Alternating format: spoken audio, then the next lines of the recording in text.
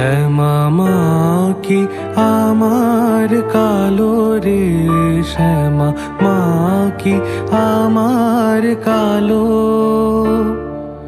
লোকে।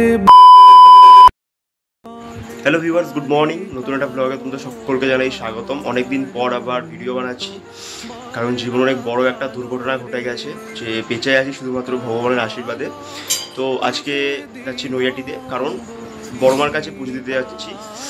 তো এখন স্নান করিনি, এখন নৈহাটিতে গিয়ে গঙ্গা থেকে স্নান করে তারপরে বড়মার মন্দিরে পুজো দেবো। তো ভাবলাম চলো তোমাদের সাথে একটা ছোট্ট ভিডিও বানিয়ে শেয়ার করি, এবং কি হয়েছিল সব জানাবো আজকে এই ব্লগেই তোমাদের সাথে। তো চলো এখন বাড়ি থেকে বেরোই, তারপর নৈহাটিতে যাই এবং মায়ের কাছে পুজো দিই।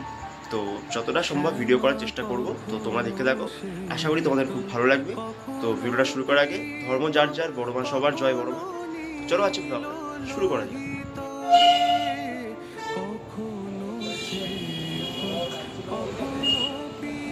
এখন চলে এসেছি নৈহাটি, এখন স্টেশন দিয়ে হাঁটছি, এখন যাচ্ছি বড়মার মন্দিরের সামনে। তো এখন এবং আমি এখানে আছি, আমার সাথে মাও আছে।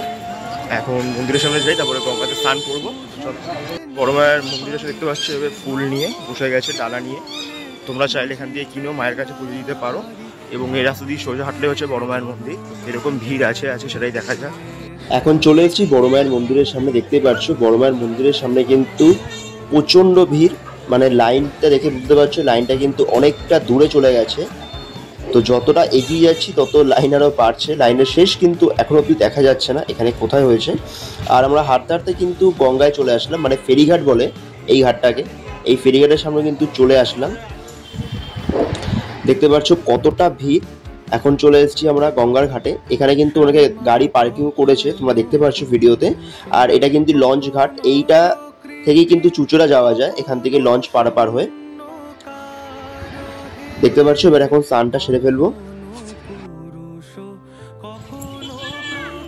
স্নান করা কমপ্লিট, গঙ্গা থেকে চান কমপ্লিট করে চলে আসলাম বড় মায়ের কাছে পুজো দেবার লাইনে দাঁড়াতে। দেখতেই পাচ্ছ লাইনটা কত অবধি চলে গেছে। ব্রহ্মময়ীর মায়ের যে মন্দির আছে, সেই মায়ের মন্দিরের সামনে দিয়েও কিন্তু লাইন গেছে, তাহলে বুঝতেই পারছো যে কতটা ভিড় আর কত বড় মায়ের ভক্ত এসছে মায়ের কাছে একটু পুজো দেবার আশায়। প্রচণ্ড ভিড়। আস্তে আস্তে কিন্তু স্বপ্নবিধি পার্কের দিকে এগিয়ে যাচ্ছি। তোমরা ভিডিও দেখে বুঝতেই পারছো যে কতটা ভিড় আর কতটা রোদ্দুর। এই হলো নৈহাটি স্বপ্নবিধি পার্ক, আর এই হলো বড় মায়ের পুজোর লাইন।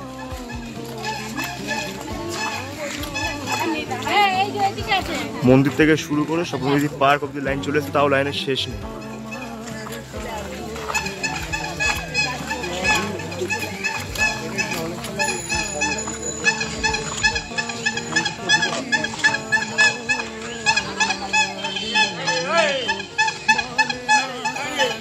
শেষ অবধি লাইনে দাঁড়ালাম। তো দেখো জাস্ট লাইনে দাঁড়িয়েছি, তার কিছুক্ষণের মধ্যে কিন্তু আমাদের পেছনে দেখো কত লোক হয়ে গেল লাইনে, মানে স্বপ্নবিধি পার্ক কিন্তু ছাড়িয়ে লাইন চলে গেল। আজকে কিন্তু অনেক ভক্ত এসছে মায়ের কাছে পুজো দেওয়ার আশায়। তো এখান থেকে মায়ের পুজোর জন্য একটা ডালা নিয়ে নিচ্ছি। বড় মায়ের মন্দিরের কাছে কিন্তু তোমরা এরকম অনেক দোকান পেয়ে যাবে, যেখানে এরকম ডালা তারা সাজিয়ে দেয়। এখানে তোমরা 51 টাকা থেকে শুরু করে কিন্তু এখানে 100 টাকা, 150 টাকা এবং তার উপরে তোমরা চাইলে ডালা পেয়ে যাবে। তো আমি এখানে একটা ডালা নিয়ে নিলাম। তো চলো মায়ের কাছে পুজো দেওয়ার জন্য ডালা কিনে নিলাম। অনেকটা দূর থেকে হাঁটতে হাঁটতে চলে আসলাম বড় মায়ের মন্দিরের কাছে। এই হলো বড় মায়ের মন্দিরের প্রবেশ গেট, দেখতে পাচ্ছ।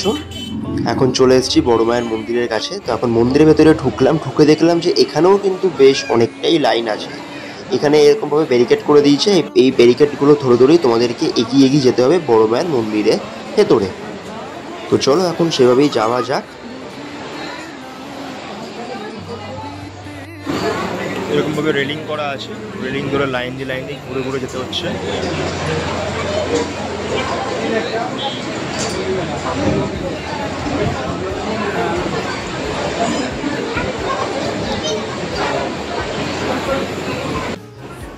তো চলে আসলাম অবশেষে বড় মায়ের কাছে। মন্দিরের ভেতরে দেখো চলে এসেছি, মায়ের ছোট্ট একটা ভিডিও ক্লিপ নিলাম তোমাদেরকে দেখানোর জন্য। তো জয় বড় মা, সকলকে ভালো রেখো, সকলের মঙ্গল করো। এখন মায়ের কাছে পুজো দেব। এখানে আস্তে আস্তে করে আমরা লাইন দিয়ে আস্তে আস্তে এগিয়ে যাব এবং তারপর মায়ের কাছে কি পুজো দেবো। এখানে পুরোহিত আছে পুজো দেওয়ার জন্য।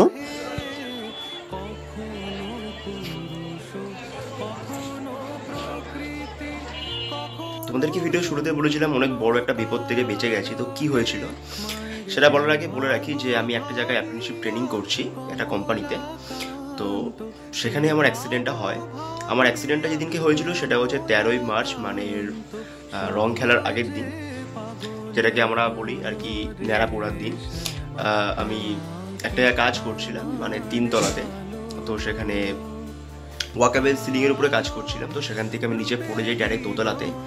তো বুঝতেই পারছো অনেকটা উঁচু থেকে পড়েছি। তো ভাগ্য অনেক ভালো ছিল যে কোনো কিছু ভাঙেনি, শুধু একটা দাঁত ভেঙে গেছে মুখের এখানটা। তো কাল ফোলাটা অনেকটাই কমে গেছে, এখানে কালো একটা স্পট আছে, তোমরা এখনও ততটা বুঝতে পারছো না। এখন ভালো আছে অনেকটাই। বুকে লেগেছিল, হাঁটুতে রক্ত জমে গেছিলো, হাতের যে কেনি আছে এখানটাতে লেগেছিল, এখনও পায়ের হাঁটুতে ব্যথা আছে। আর এই উপর পোর্শনে একটা ভেতরের দিকে একটা দাঁত ভেঙে যায়, মানে পুরোপুরি ভাঙে না, হাফ ভেঙে যায়। তো সিটি স্ক্যান হয়, কালের এক্সরে হয়, বুকের এখানে লাগে, এখানটাতে এক্সরে হয়। তো কোনো জায়গাতেই চোট লেগেছে। তো ভগবানের আশীর্বাদ এবং তোমাদের ভালোবাসা এখন অনেকটাই ভালো আছি। তো মায়ের কাছে পুজো দেওয়া হয়ে গেল খুব ভালোভাবেই, এখন বাড়ি ফিরে যাচ্ছি। তো আজকে ছিল ঠিক ভিডিওটা এইটুকু। সে ভালো থাকো, আবার ভিডিও